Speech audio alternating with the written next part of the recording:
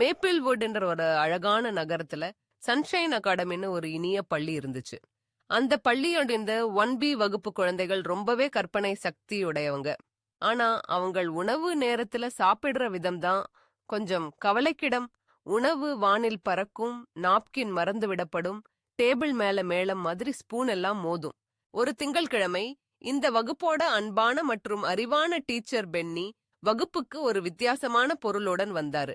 அது ஒரு வெண்கலப் பெட்டி, ஒரு சிவப்பு ரிப்பனுடன் அழகா கட்டப்பட்டு இருந்துச்சு. இது என்று அவர் சஸ்பென்ஸ் வச்சு, ஒரு அதிசய மேசை, மேஜிக் டேபிள்.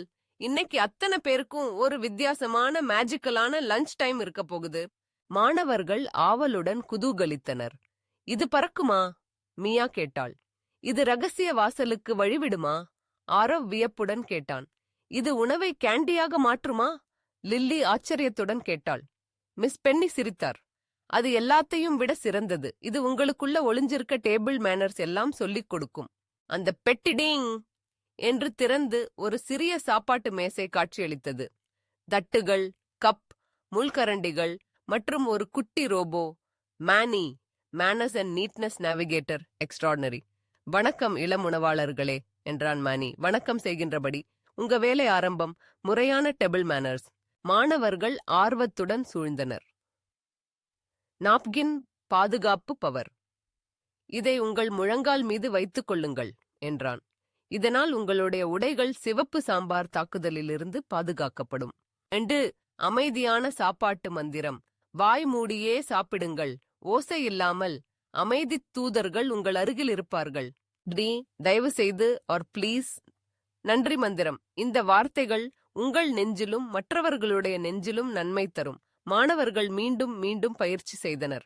தயவு செய்து சாண்ட்விச் கொடுங்க. நன்றி ஜூஸ். நாடு. உட்காரும் வீரவழி. உணவு நேரத்தில் ஓடக்கூடாது, நின்று கொண்டே சாப்பிடக்கூடாது. உண்மையான வீரர்கள் உட்கார்ந்தே சாப்பிடுவார்கள். அன்றைய மதிய உணவில் வகுப்பே மாறிவிட்டது. ஒரே ஒரு சாண்ட்விச் கூட பறக்கவில்லை. ஜூஸ் கப்களில் இருந்தது. நாப்கின்கள் முறையாக இருந்தன. பொலைட்டான வார்த்தைகள் ஒலி செய்தன. அந்த வார முடிவில் வகுப்பும் சுத்தமாக இருந்தது. மேலும் சிரிப்புகளும் அதிகரித்தன. எப்போதும் கோபமாக இருப்பார் என்ற சாப்பாட்டு மேற்பார்வையாளர் திரு கிரம்ஸ் கூட சிறிது சிரித்தார். மிஸ் பென்னி பெருமிதத்துடன் சொன்னார், நீங்கள் அனைவரும் வெற்றி பெற்றுட்டீங்க. இப்போ நீங்கள் எல்லாரும் டேபிள் மேனர் சாம்பியன்கள். மாணவர்கள் உற்சாகமாக கைகொட்டினர். மேனனி சிறிய ஆட்டமிட்டான். அந்த நாளிலிருந்து யாராவது தயவு செய்து என சொல்ல மறந்தால் அல்லது கரண்டியை தூக்கி வீசினால் அவர்கள் காதில் மென்மையான பீப்பொலி கேட்கும்.